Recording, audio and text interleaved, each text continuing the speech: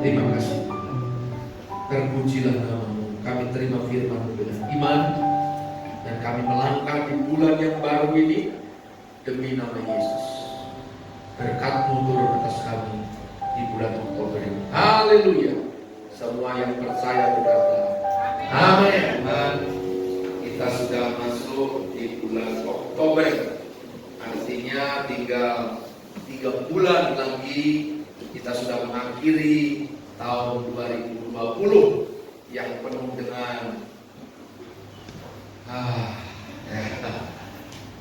tidak bisa dikatakannya, sangat berat, tidak mudah, tetapi bersama Yesus kita dahsyat dan luar biasa. Amin. Bapak Ibu saudara-saudara yang Tuhan kasihi,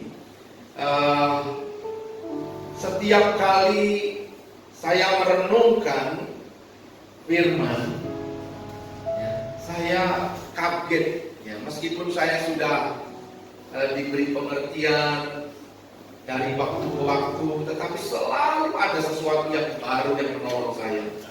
Saya ingin berbagi kepada setiap saudara, supaya saudara pun juga dari hari ke hari dibaharui oleh Tuhan. Amin. Mendapatkan sesuatu yang baru dari firman yang pernah kita baca. Semakin dibukakan, semakin kita memahami, semakin mengerti dan mengalami firman itu. Amin. Bapak Ibu saudara Tuhan kasihi, beberapa orang saya masih dengar berkata begini, saya off dulu Bapak ya, karena saya masih ada masalah. Saya rasa tidak layak melayani Tuhan. Itu masih sering saya dengar. Off dulu karena ada masalah, karena pergumulan, karena jatuh dalam dosa dan segala macam. Yang kedua, dia berkata, ya saya masih sibuk, jadi belum sempat ini, jadi off dulu. Tadi bermasalah karena berkaitan dengan dosa, pelanggaran dan sebagainya, atau dengan seseorang bermasalah sehingga hati tidak nyaman, sehingga dia off. Ini karena kesibukan, pekerjaan, bisnis, usaha, atau urusan-urusan yang lain, maka dia off. Saudara, lalu orang itu mengerjakan segala sesuatu berdasarkan yang dia mau, berdasarkan yang dia suka, berdasarkan keputusannya sendiri.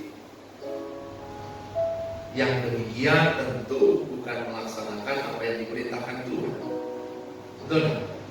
Berarti kita sedang mengerjakan apa yang kita mau, bukan yang Tuhan mau. Karena kita yang memutuskan ini berhenti atau tidak berhenti. Nah, saya kaget kembali 3 hari yang lalu membaca Roma 9. Ayo kita buka Roma 9. Saya bagi di doa fajar juga kalau saudara mengikuti, ya. Tapi saya ingin membagikannya ulang. Ini supaya benar-benar kita dan mengalami apa yang dijanjikan Tuhan. Roma 9 mulai ayat ke-30 berkata demikian. Keselamatan bangsa-bangsa lain dan kesesatan orang Israel. Perhatikan baik-baik dulu. Keselamatan bangsa-bangsa lain dan kesesatan orang Israel. Jika demikian, apakah yang hendak kita katakan? Ini katanya, bahwa bangsa-bangsa lain yang tidak mengejar kebenaran telah beroleh iman. Beroleh apa? Kebenaran, yaitu kebenaran karena iman. Telah beroleh kebenaran karena iman. Dengan baik-baik, saudara. Telah beroleh kebenaran karena iman, bukan karena perbuatan. Sekali lagi kasih bawah itu. Saya lanjutkan. Tetapi bahwa Israel sungguh pun mengejar hukum yang akan mendatangkan kebenaran, tidaklah sampai kepada hukum itu. Ini Israel yang kita banggakan, yang kita ingin menjadi bagian di dalamnya. Sekarang ada orang Indonesia, bukan hanya di Manado, di Papua ini sudah Pelihara jenggot bukan karena kita orang Papua, tapi kita mau jadi orang Yahudi. Sudah pakai merayakan tahun baru Yahudi, merayakan hari-hari Yahudi dan sebagainya. Salah? Tidak salah, tidak salah. Tapi sekalian aja semuanya. Kalau demikian, banyak orang melaksanakan Torah itu setengah-setengah. Tapi kalau Israel sadar nggak nyampe, apalagi kita? Israel yang pilihan asli saja nggak nyampe, apalagi kita. Dengar baik-baik, Bapak Ibu. Saya lanjutnya. Mengapa tidak? Ini menarik. Karena Israel mengejarnya bukan karena iman, tetapi karena perbuatan. Mereka tersandung pada batu sandungan, seperti ada tertulis, sesungguhnya aku meletakkan di Sion sebuah batu sentuhan dan sebuah batu sandungan, dan siapa yang percaya kepadanya tidak akan dipermalukan. Amin. Ini Israel mengejar bukan karena iman, karena perbuatan. Tadi kenapa mau? Karena tidak layak, karena jatuh dalam dosa, karena ada masalah, karena ada pekerjaan, semua dari diri sendiri. Saya harap saudara, tidak ada satupun dari diri kita yang layak di hadapan Tuhan. Tidak ada satupun. Semua harus dimulai karena iman kepada Kristus. Amin. Iman kepada Kristus. Saudara boleh melayani karena Kristus mengasihi saudara. Saya boleh melayani karena Kristus mengasihi saya. Bukan karena saya baik, bukan karena saya benar, tapi karena kebenaran Kristus. Saya beriman di situ. Saya percaya Kristus sudah mengerjakannya buat saya. Waktu saya menerima Kristus dalam hidup saya dibebaskan dari kuasa dosa dan maut, dari kemiskinan, dari kelemahan, dari kebodohan, dari cara hidup yang sia-sia. Sudah ditebus oleh darah Yesus. Ini harus clear, harus jelas, tidak boleh tidak. Kalau tidak kita jatuh bangun naik turun dah jelaskan. Semua kita yang memutuskan, seakan-akan kita ini bisa. Saudara ingat, kita tidak mewarisi agama Yahudi. Benar, sesuatu yang rohani dari bangsa Yahudi dimulai dari sana. Semua janji dimulai dari sana. Kita ini hanya cara liar yang dicangkokkan. Amin. Zaitun liar yang dicangkokkan kepada zaitun yang sejati, Israel. Tapi Israel yang sesungguhnya sudah menolak. Amin. Sudah menolak. Artinya apa? Artinya mereka itu tidak hidup dalam iman, tapi dalam perbuatan. Taurat itu menuntut perbuatan. Lalu apakah kita tidak dituntut perbuatan? Jangan salah. Iman tanpa perbuatan adalah mati. Tapi pertama-tama adalah iman di dalam Kristus. Ini fondasi yang mesti kuat dulu. Kalau tidak bisa, saudara. Kenapa saya mengasihi istri saya? Karena Kristus sudah mengasihi saya. Dan dia memberikan istri itu kepada saya untuk saya kasih. Saya berkorban untuknya, sama seperti Kristus berkorban untuk gereja. Jadi karena iman itulah saya mengerjakannya, bukan karena kepentingan saya.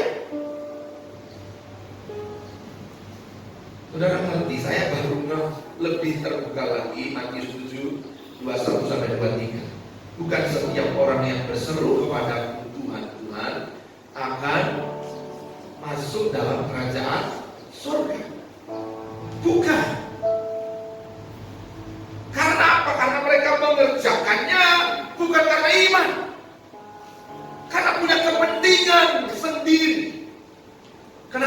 menjadi pemimpin di jemaat. Karena lumayan dihargai, punya nama. Saudara, bukan karena itu. Karena kasih Kristus itu begitu melimpah dalam hidup kita, sehingga kita tidak bisa tahan. Saya harus melayani Dia. Karena kasih saya kepada Dia harus juga terbukti kasih saya kepada sesama. Memuridkan, memberitakan Injil, menjadi saksi bagi Dia.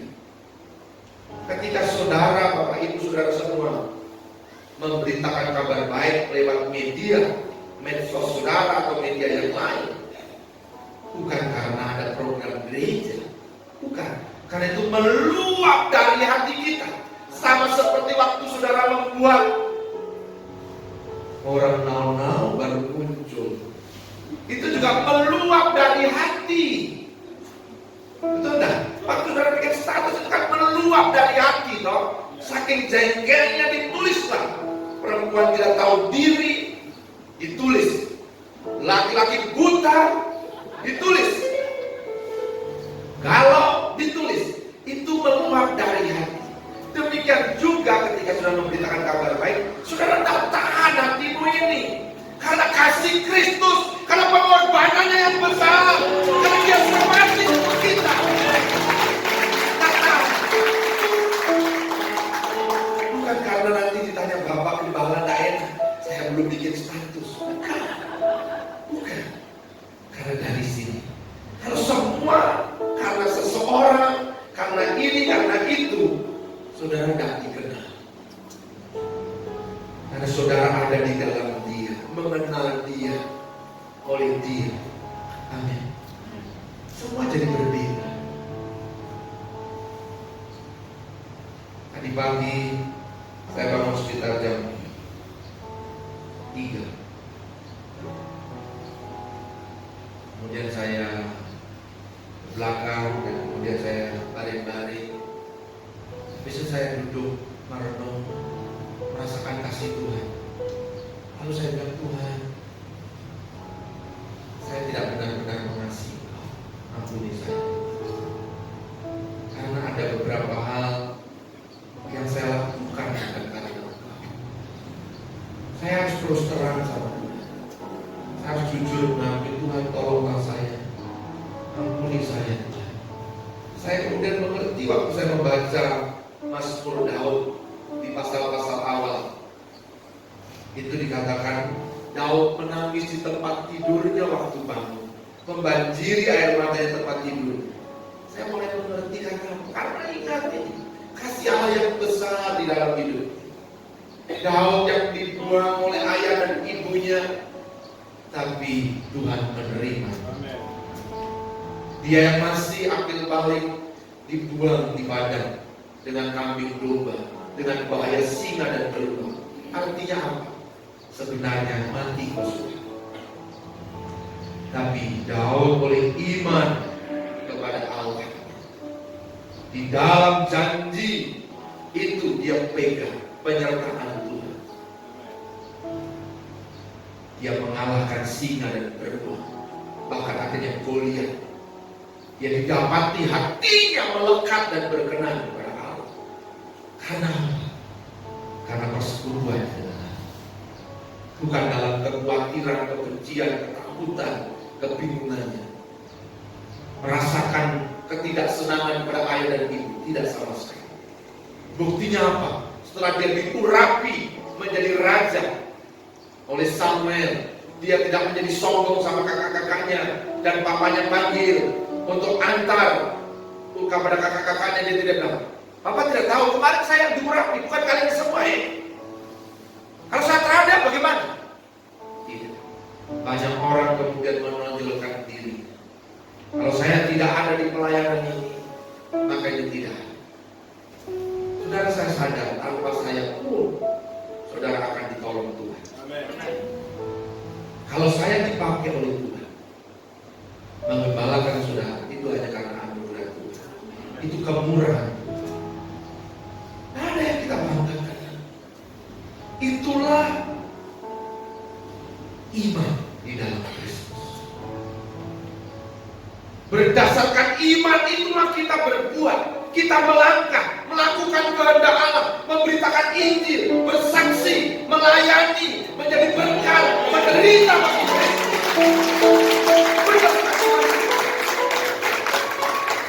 Israel tidak mendapatkan ini. Israel tidak dapat.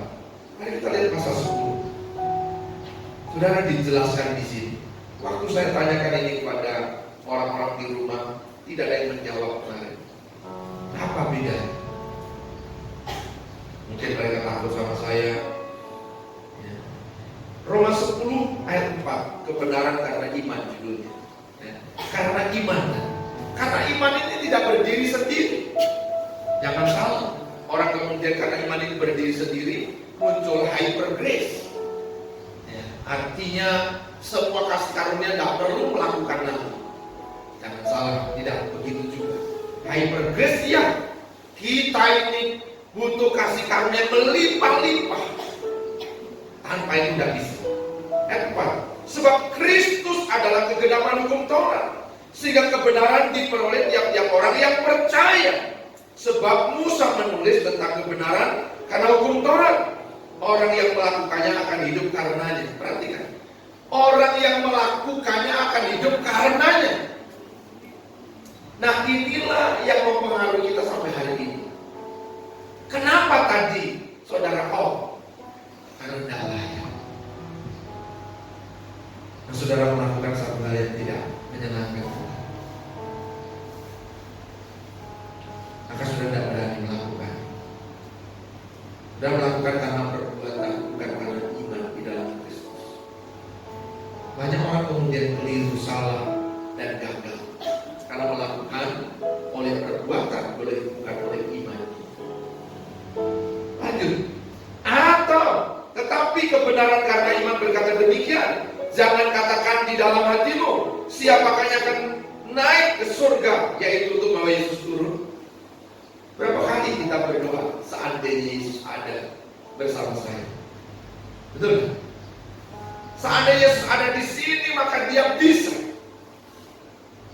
Anakku sembuh, saudaraku sembuh, tubuhku sembuh, aku diberkati. Seandainya Yesus saat ini ada mancing bersama saya, maka aku beroleh ikan yang banyak.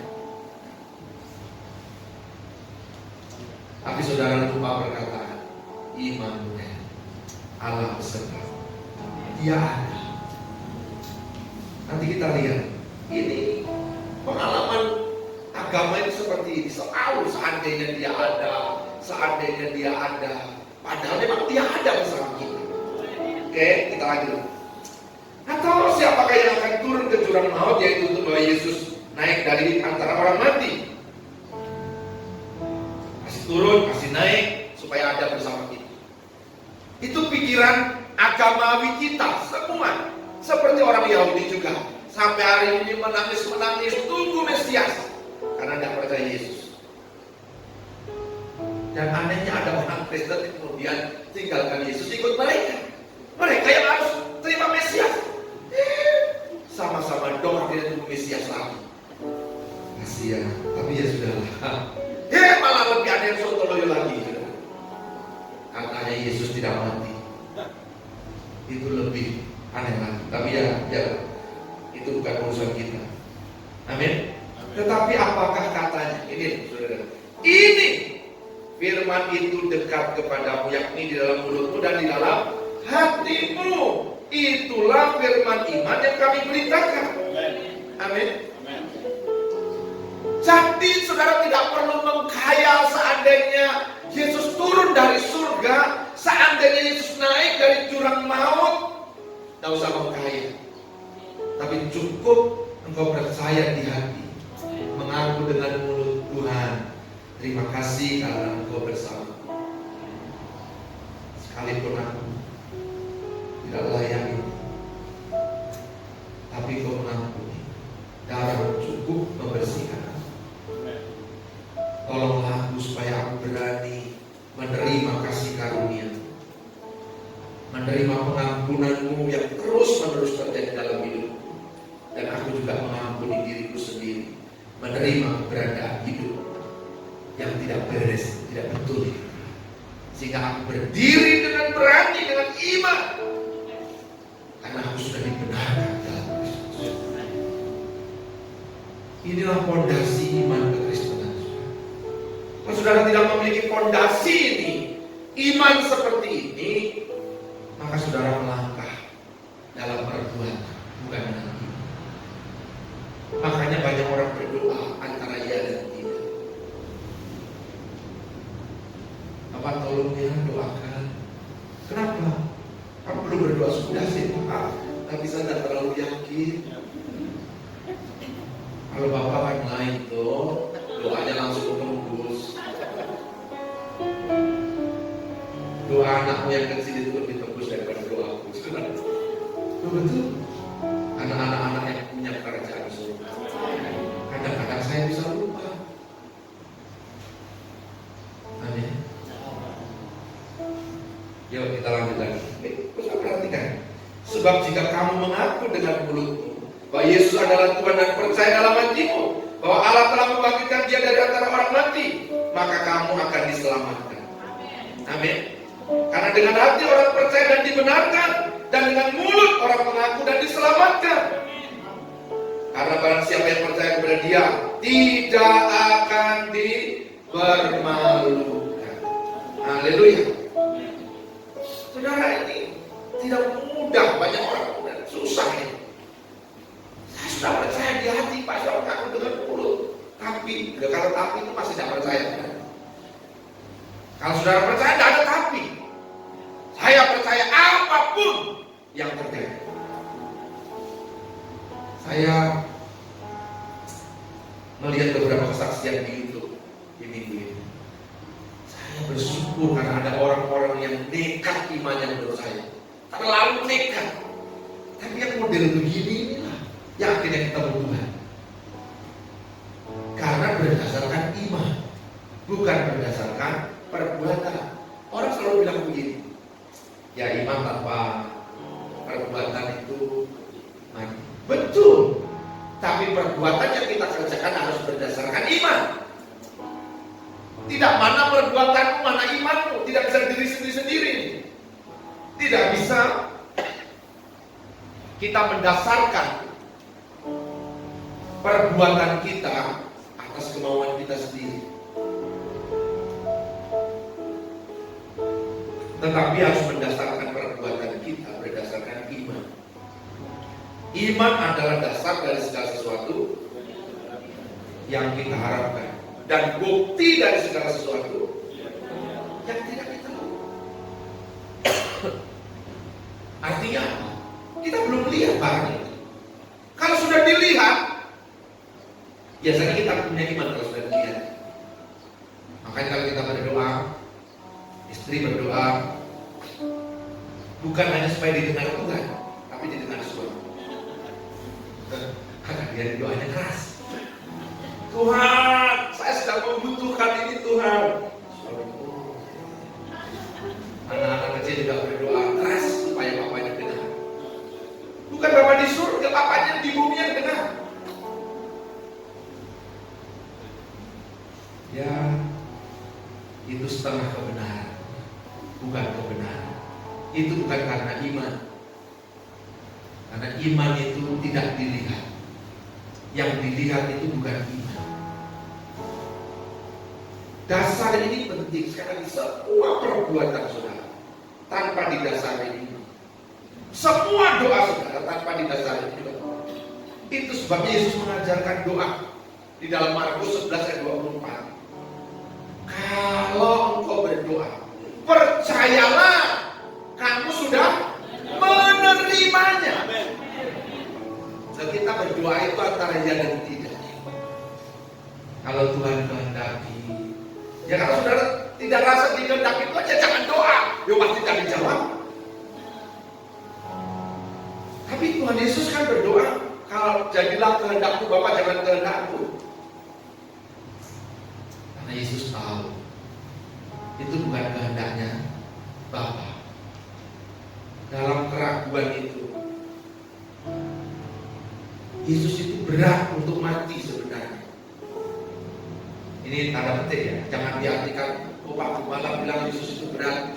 Bukan, ini pergumulannya. Kita harus menerjemahkan ini. Aku takut, aku mau mati, rasanya itu karena kegelisahan, depresi yang berat, sampai kemudian keringatnya mengucurkan darah, pecah pembuluh darah. Itu depresi tingkat tinggi. Apa jangan kehendakku yang terjadi, kehendakmu yang terjadi. 3 kali doa yang sama. Waktu Yesus berjalan ke salib, dia tidak ragu. Dalam pergumulan ini, banyak orang ragunya itu di waktu melakukan. Waktu melakukan kita harus tenang karena sudah selesai. Peperangan kita itu di rumah doa kita, di kamar doa kita, di ruang doa kita. Itulah pergumulan terberat. Amin. Ketika Bapak Ibu sedang dipengaruhi keinginan yang berat, jangan langsung pergi ke sana, masuk ke kamar, berdoa, bergumul, menyerahkan keinginan ini supaya kehendak Bapa yang jadi, bukan keinginanmu yang digenapi. Amin. Saya pernah cerita kalau tidak salah ya, suatu hari saya ada di poso, saya bergumul berat karena teman-teman saya satu tim itu pada pergi semua. Satu rumah kami di tengah hutan, di atas bukit begitu dekat, jauh dari siapa-siapa, sendirian. Hanya saya seorang diri dan satu nona. Saya kan termasuk ya latar belakang tak sedikit keranjang jalan dan segala macam yang model-model begitu. Ini nggak tahu kenapa mereka pada pergi semua, tidak ada. Saya hanya seorang diri dan dia. Mata saya jadi susah tidur, susah terbuka, antara begini. Antara ini pergumulan, pikiran batin ini kacau banget. Saya mandi di sungai, saya berperang. Yesus berkuasa. Saya usir roh jahat, roh perzinaan, roh percabulan, saya usir. Tidak bisa, saudara. Sampai saya bilang begini, Tuhan terima kasih karena darah Yesus sudah memutuskan, sudah membebaskan aku. Tiba-tiba saya lepas. Lega, bebas. Tidak ada pikiran lagi, tenang, mandi, selesai. Sore, malam, dia tidur sebelah, saya tidur sebelah. Tidak ada orang. Ini di tengah hutan. Kami berdua. Tiba-tiba lagi muncul lagi ini. Kenapa kamu tidak bangun? Saudara, saya tidak lihat setan seperti ular datang. Tidak. Saya juga tidak lihat kuntilanak datang. Tidak juga. Saya hanya dipenuhi dengan pikiran yang cabul, yang kotor ini. Memenuhi hati dan pikiran saya. Saya bergumul lagi. Saya tengking-tengking, tidak keluar lagi juga. Lalu saya ingat kemenangan tadi di sungai. Saya hosa, saudara, berdoa itu. Sudah tahu kalau sudah hosa ini bahaya, saudara. Karena ini pergumulan batin ini bisa bahaya sekali. Saya kemudian mengucapkan firman. Percaya di hati bahwa saya sudah diampuni dosa saya, sudah disucikan oleh darah Yesus. Tuhan, saya mau cepat tidur, cepat pagi besok. Saya dapat bangun tengah malam. Saya mau tidur. Puji Tuhan, saudara, saya langsung lega, bisa tidur dengan nyenyak, bangun pagi. Lega, saudara. Pagi tidak ada lagi jam-jam 8 dong datang. Saya marah-marah. Kalian kemana saja? Kurang ajar kalian. Bikin saya kacau begini. Bagaimana ini? Kamu sedang, saya tidak pikir juga. Kenapa ya semua pergi sama-sama, tidak ada satupun. Pada kami hampir ada 7 orang. Ini anak training. Kalau kan bisa kacau, saudara. Pembina memperkosa anak training. Bahaya kalau terjadi seperti itu. Betul kan? Ya. Tapi saya kemudian ditolong Tuhan berdasarkan iman, bukan berdasarkan perbuatan saya. Bukan. Saudara, pencobaan ini akan selalu datang. Sampai hari ini pun selalu datang. tidak ada orang kebal. Sampai tua mau 70 tahun juga pencobaan ini tetap datang. Hanya iman di dalam Kristus yang sudah membebaskan kita. Makanya dikatakan orang yang sudah begitu tidak bisa berbuat dosa lagi. Karena kesadaran akan Kristus ini yang sudah membereskan ini. Sama dengan kita bekerja karena sadar bahwa dia yang kaya menjadi miskin supaya dia miskin dan kaya di dalam dia. Bukan supaya saya dapat uang banyak, bukan. Berkat itu sudah diberikan kepada kita. Dengan iman, saudara akan menjadi kepala bukan ekor. Dengan iman melangkah, saya sedang menuju ke tangga sana. Tuhan tuntut.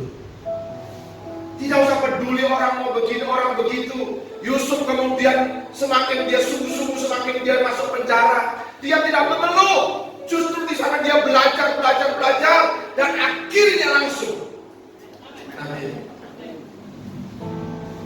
Daud sudah dilantik, sudah diurapi jadi raja, mengalahkan Goliat, sudah dijanjikan akan menjadi menantu raja, dipilih jadi panglima.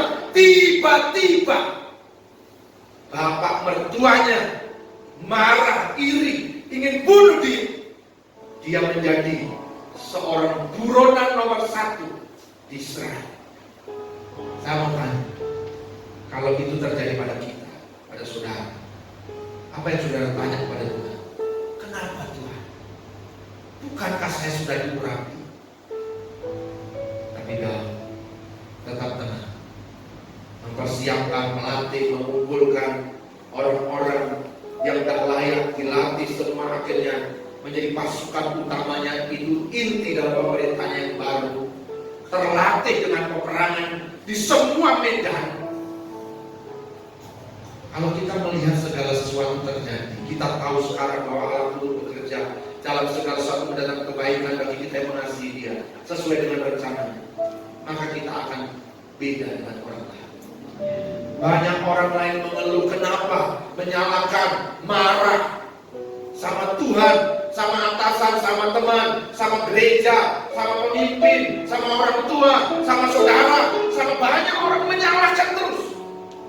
Suaminya, istrinya, anaknya disalahkan. Gara-gara kalian semua saya jadi begini. Itu orang sombong, orang tidak jelas. Itu bukan iman di dalam Kristus. Mungkin agamanya Kristen, mungkin dia melayani, ya, tapi dia tidak ada di dalam iman itu, kasih karunia di dalam Kristus. Dan bisa nangkep. Karena tema kita di bulan ini adalah tuntaskan misi. Saudara tidak mungkin menuntaskan misi hanya saudara memberitakan Injil. Sebab orang yang memberitakan Injil masih bisa ditolak. Aku tidak kenal kamu. Orang itu beritakan Injil, membuat banyak mujizat, ditolak, tidak dikenal.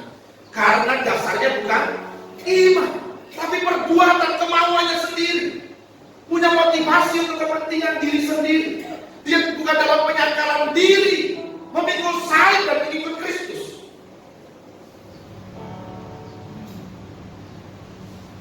Coba dicek semua. Waktu saya merenungkan ini, saya cek. Dasar saya apa sih melayani? Saya tidak mau satu kali pun tidak kenal saya. Amin. Saudara tidak harus menjadi pendeta seperti saya. Tapi Tuhan akan mengenal kau kalau kau menyadari kasih Kristus dalam hidup dan memberi waktu untuk mengenal Dia dari hari ke hari. Karena di pekerjaan bukan efektif, membawa kabar baik, memberikan, menjadi berkat bagi banyak orang. Upah akan sama dengan upah saya. Amin. Kan banyak orang tidak melakukan. Bukan dasarnya iman, dasarnya perbuatan. Doa dasarnya juga iman. Waktu Anda berdoa, lipat tangan Anda sudah sadar Dia ada bersama saudara. Tidak kita bilang, Tuhan hadirlah di sini, datanglah, datanglah, datanglah. Yang datanglah, datanglah itu jalanku. Saya pernah panggil jalanku, jadi tahu. Datanglah kemari, di sini ada pesta kecil, pesta begini. Tiba-tiba dia datang dalam, masuk ke boneka. Lalu kita tanya, nama siapa, nanti tanggal berapa, di mana, dan seterusnya. Lalu togelnya buat berapa besok. Tujuan utamanya ke sana sebenarnya. Mau nanya yang keluar besok itu berapa? 78. Kemudian besok yang keluar 87. Sedikit sekali. Jauh lah 78 dengan 87 sebenarnya. Beda. Dibolak-balik saja katanya. Besok tak panggil lagi, tanya lagi. Iblisnya ngambek. Mau diantar ke kuburan ini. Dan mau antar kayaknya orang setengah waras setengah tidak. Banyak sebenarnya model begitu. Panggil-panggil begitu. Hati-hati. Nah Tuhan kita bukan begitu. Tuhan kita ini omnipres, Maha hadir. Dia ada menyertaimu.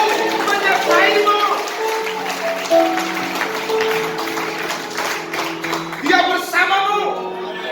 Dia lebih besar dari semua persoalanmu.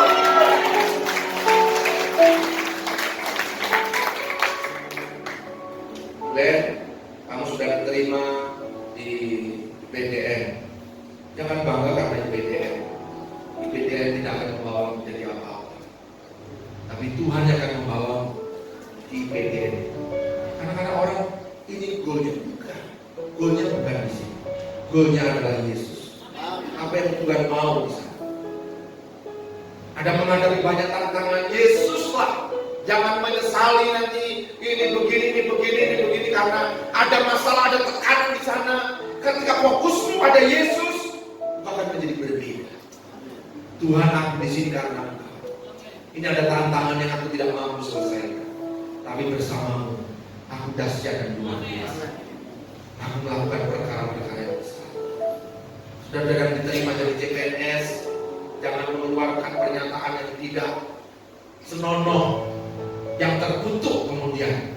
Kami ini cuma pegawai negeri kecil, tidak seberapa gajinya. Itu pernyataan tidak senonoh menurut saya. Maaf ya. Itu pernyataan kutuk dari seseorang. Padahal dia menginginkannya, kemudian dia mengutuki dirinya lewat pekerjaan. Itu hanya orang bodoh yang begitu. Saya tidak mau orang percaya, terutama dari ibu bodoh melihat model begitu. Syukuri apa yang kau dapatkan. Kalau kurang, mintalah tambahan gajinya dari Tuhan. Tuhan ini tidak cukup, tapi aku percaya dari sumber-sumber yang lain bahkan mencukupkan. Begitulah. Tidak usah korupsi, tidak usah berusaha dengan cara-cara yang tidak halal. Saudara yang bisnis, dalam pekerjaanmu sekarang, jangan mengeluh dalam tugas pekerjaanmu sekarang, dalam usahamu, meskipun itu masih kecil. Karena engkau memintanya, engkau berdoa, sungguh-sungguh dan Tuhan memberikannya kepadamu. Syukurilah itu. Ucapkan syukur, berkatilah usahamu yang kecil itu, pekerjaanmu mungkin yang biasa-biasa di matamu, di mata orang lain. Kalau kau kurang, mintalah. Bukankah Tuhan sudah berkata, mintalah, maka akan diberikan. Carilah, maka kau akan dapat. Ketulah, maka Tuhan akan berikan. Tidak ada perintah untuk mengeluh, untuk khawatir, untuk takut, untuk menyumpahi orang. Tidak ada. Bersyukur, nyatakan keinginanmu dan bersyukur. Amin. Kau jadi berbeda. Ibu-ibu yang mengeluh pada untuk suaminya, saya katakan itu ibu yang tidak tahu malu. Ibu-ibu yang tidak mengucap syukur untuk pasangannya, untuk suami, untuk anak-anaknya, itu ibu-ibu yang lebih rendah derajatnya dari yang paling rendah. Bukankah itu permintaanmu keluarga? Mengucap syukurlah.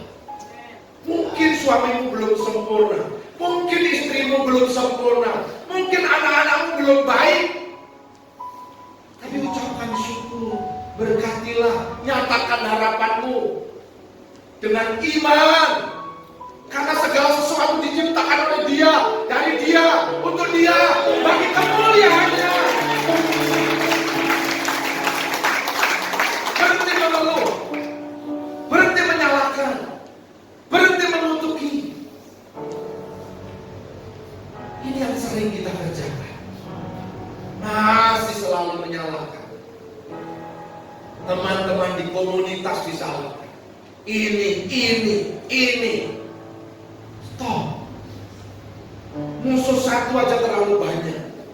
Orang dunia aja bisa ngomong. Kita, anak-anak Tuhan, dalam iman kepada Kristus, musuh mesti dikasih. Masa teman sendiri dibenci, dijelek-jelekan, difitnah? Jangan. Tidak seharusnya. Kita mungkin tidak senang. Datanglah rekonsiliasi, bereskan. Tak usah bisik-bisik ke sana kemari, menyalahkan ini. Ceritakan kejelekan teman, ceritakan kejelekan saudaranya, adiknya, kakaknya, ceritakan kejelekan papanya atau mamanya, atau istrinya atau suaminya, kepada saudara keluarga kandungnya. Kalau suaminya itu terlalu. Stop. Orang yang tidak tahu mengucap syukur bagaimana dia menerima sesuatu yang baik. Jangan seperti istrinya Ayub, tahunya hanya yang baik. Suamimu punya kelemahan, istrimu punya kelemahan, anak-anakmu belum sempurna. Ya, orang-orang yang tinggal bersamamu tidak sempurna juga. Teman komselmu juga, jemaat Tuhan. Dari waktu ke waktu saya semakin menyadari oleh kemurahan Tuhan. Kita bersyukur aja untuk kemajuan-kemajuan yang kita alami dari iman kita. Saya pernah mengeluh, Tuhan, untuk apa saya jadi gembala? Kalau kemudian orang masih berdosa, masih jatuh lagi, sudah diajari masih begini. Saya berhenti, Tuhan. Lalu Tuhan menjawab saya dengan simple, Sumira, waktu aku di Taman Eden, aku gembala hanya buat 2 orang, Adam dan Hawa. Aku gagal mengembalakan mereka. Udah saya nangis. Tuhan, Kau kan punya kuasa. Kenapa Kau tidak hentikan tangannya Hawa? Tidak, mereka punya hak bebas. Waktu aku jadi manusia, di bumi aku punya 12 orang. Satu menjual aku, satu menyangkal aku, satu tidak percaya, dan semua lari meninggalkan aku. Tidak ada satupun yang ingat akan kata-kataku waktu aku bangkit. Tidak ada yang percaya. Aku gagal sebagai gembala.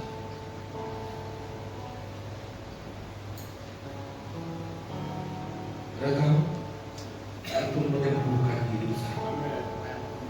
Itu menolong saya.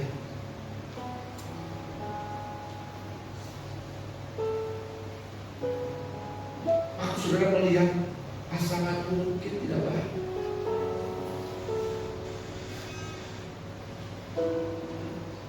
Tapi kalau aku bisa melihat sama seperti Kristus melihat, aku akan berbeda. Saya pernah minta cerai lebih dari 10 kali kepada istri saya demikian juga. Kami saling menyalahkan, saling menuntut, saling tidak menghargai, tidak menghormati pasangan. Karena dasar kami bukan iman, tapi keinginan punya suami yang baik, punya istri yang luar biasa. Tapi bukan itu. Menikah itu harus dasarnya iman di dalam Kristus. Dari kasih itulah akhirnya muncul kasih kepada istri, pengampunan, penerimaan, sehingga saya bisa melihat hal yang baik dari hidupnya. Saya mensyukurinya. Demikian juga ibu boleh mensyukurinya juga. Kami bersama-sama bertumbuh. Apakah kami masih ada. Kadang-kadang kami jatuh, saling menyalahkan, saling menuntut lagi, marah.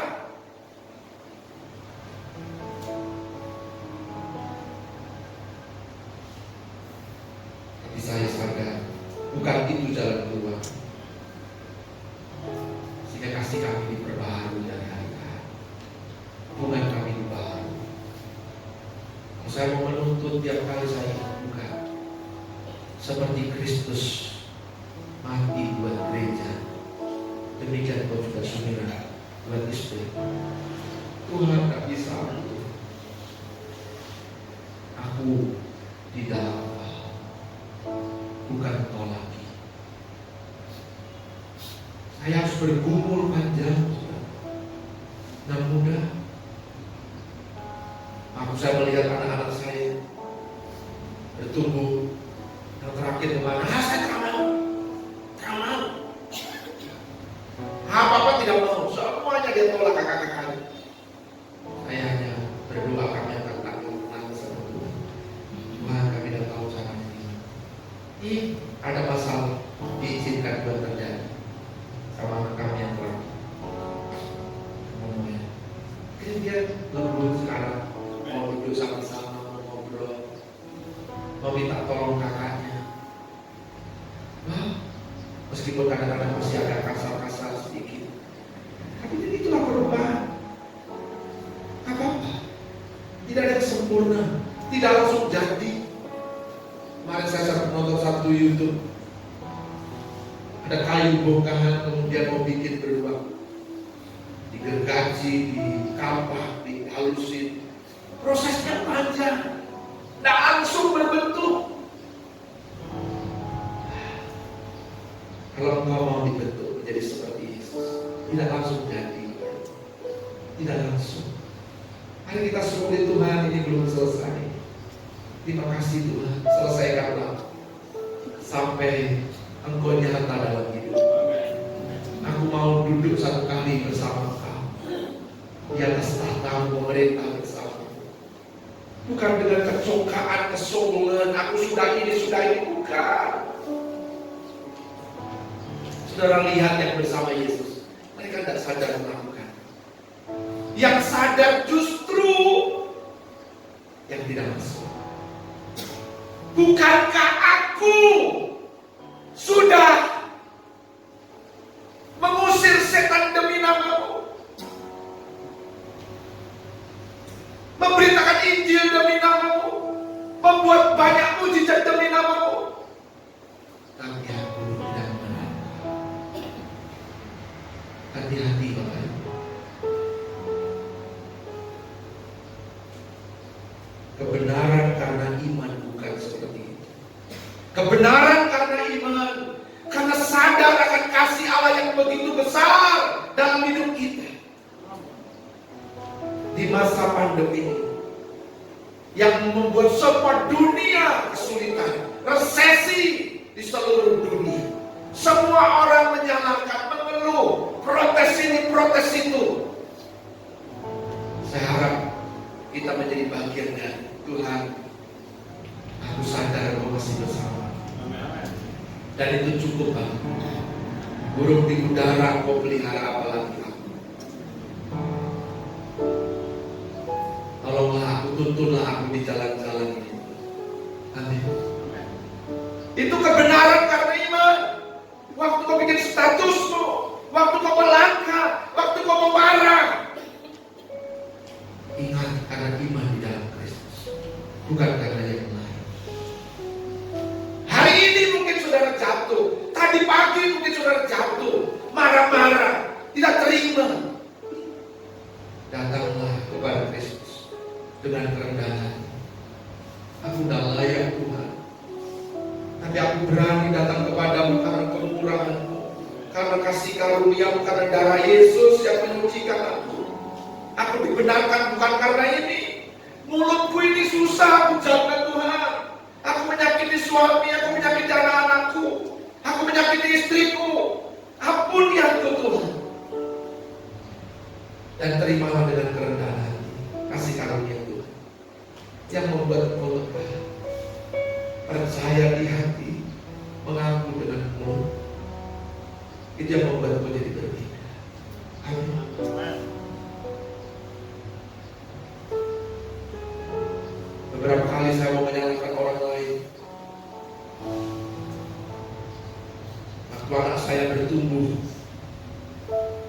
kemudian sempat berkelahi, mencuri. Saya berkata, Tuhan, ini mempermalukan nama, aku ini hamba-Mu. Lalu Tuhan jawabnya begini, bukankah kau lebih parah dari aku?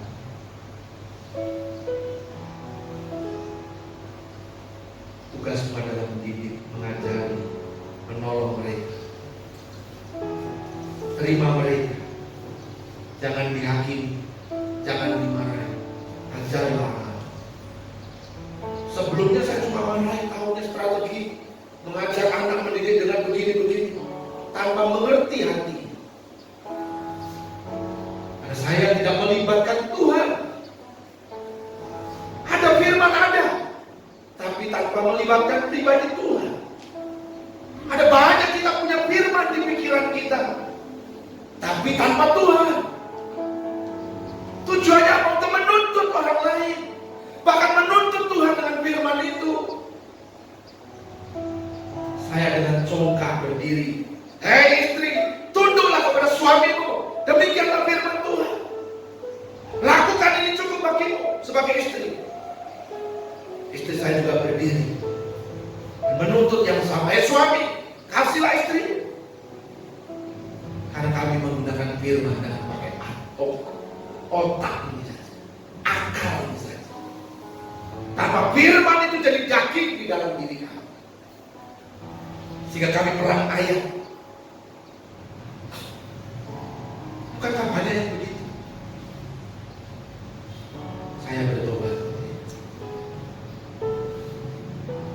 Gembalamu ini bukan gembala yang sempurna, yang masih jatuh bangun sampai hari ini, masih diproses Tuhan menjadi suami, menjadi ayah, menjadi gembala, menjadi pemimpin. Saya minta Tuhan, jangan sampai keluarga aku najis karena aku, jemaat yang aku layani najis karena aku, hamba Tuhan yang kupimpin karena aku, ampuni aku, kuduskan hidupku Tuhan.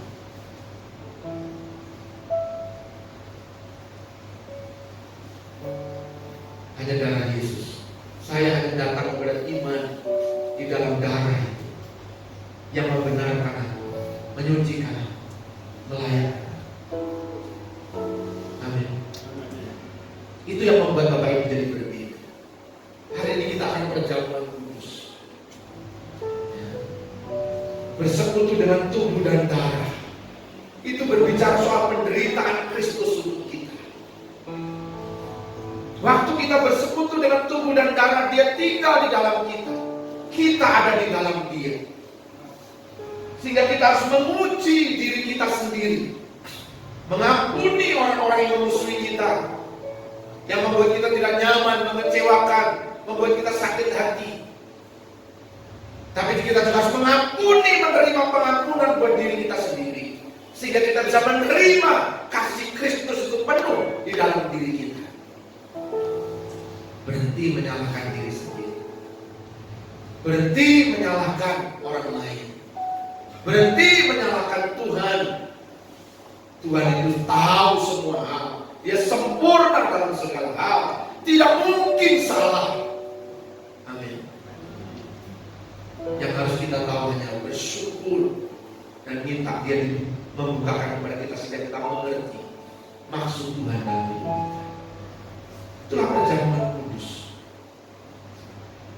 menjadi satu dengan Dia, tapi juga menjadi satu sebagai jemaat Tuhan, tubuh Kristus, saling menolong, saling mengingatkan.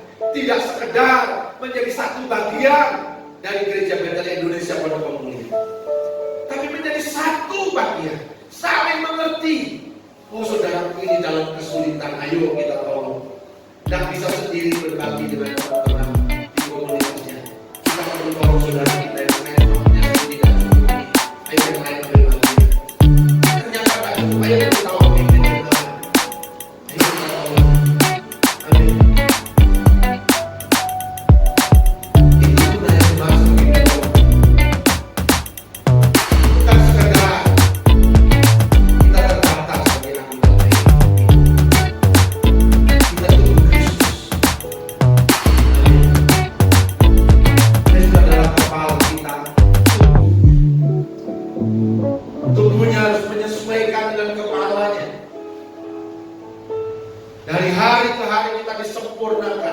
kita diperbaiki, diperbaharui di dalam kasih karunia. Itu yang membuat kita jadi berbeda satu dengan yang lain. Saya bersyukur, saya percaya ada banyak perubahan dalam hidup saudara. Saya melihat kemajuan-kemajuan itu. Ayo terus semuanya maju, ya, naik levelnya. Pengenalannya akan Tuhan. Kalau jatuh bangkit lagi. Kalau suam kerjakan lagi yang dahulu pernah dikerjakan.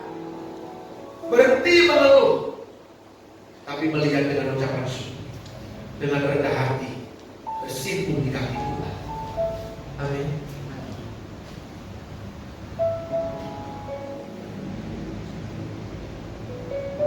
Inilah kebenaran karena itu. Ketika Bapak Ibu menerima bagian ini, maka mengerjakan misi tidak perlu program lagi. Tapi itu gaya hidup saudara. Gaya hidup sebagai anak Tuhan, sebagai tubuh Kristus. Dengan sendiri